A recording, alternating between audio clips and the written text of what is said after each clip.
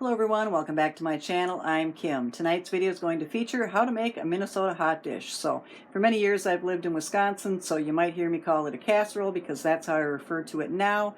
My husband calls it a goulash, but when I was growing up in Minnesota we called it hot dish. And those who live in Minnesota, probably most of the people that live in Minnesota, still call it a hot dish. So it's a pretty basic and easy recipe. It's easy to make, affordable to make, and tonight's video is all about it. So I hope you're well, stay safe and warm, and I'll see you again next week.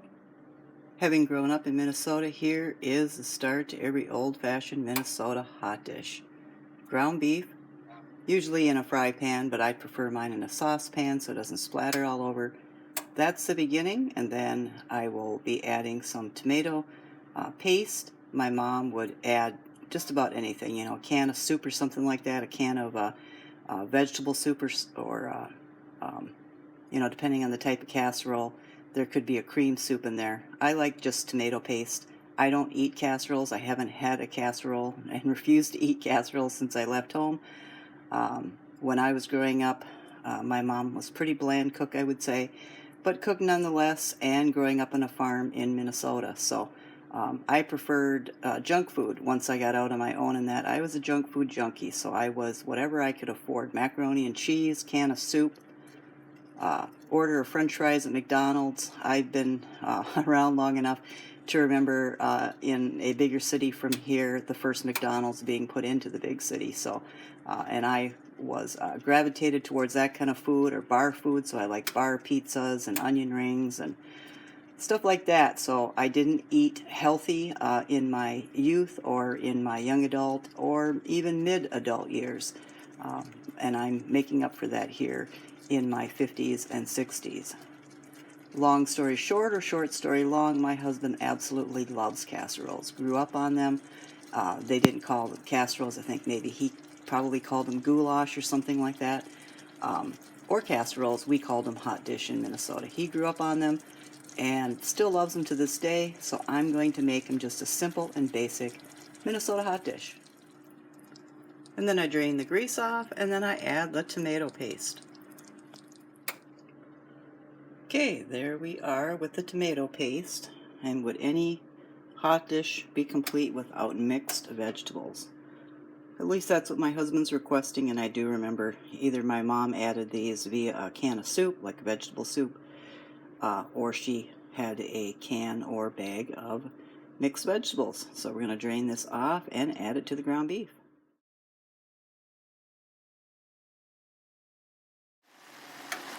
And we got a couple of types of noodles. I usually just make it with elbow macaroni, but I had other noodles in there, from like curly noodles from Aldi in my noodle jar, and that's okay, because they were either going to be used up for homemade macaroni and cheese or hot dish. So this weekend they're being used up for hot dish.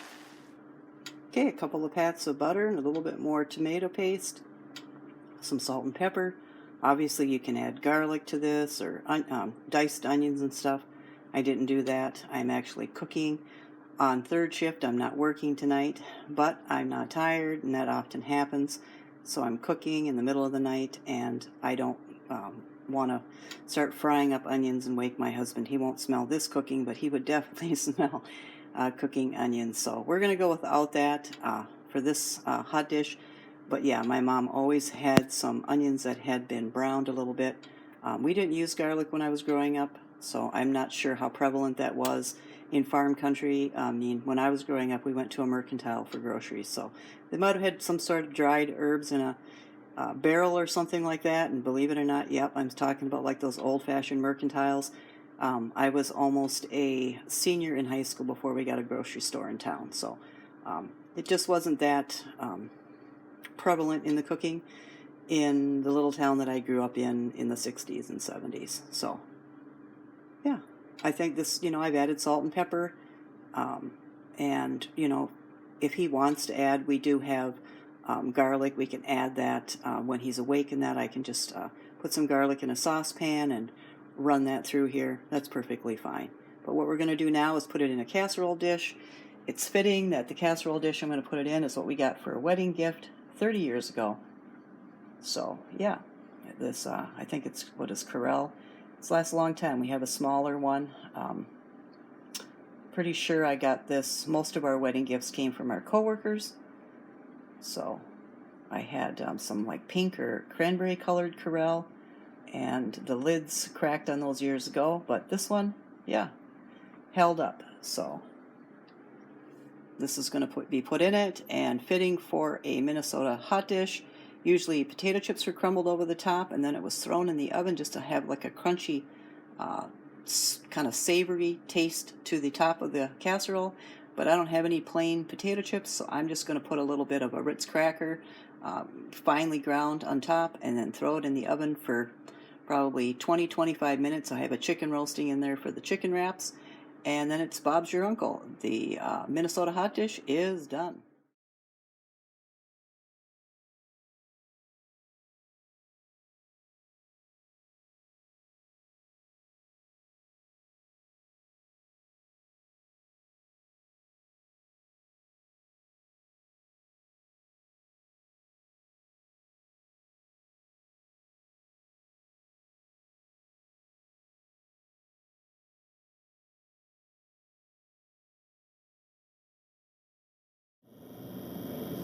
And if you like my videos, please hit the subscribe button. If you like this video, hit the like button. I appreciate it.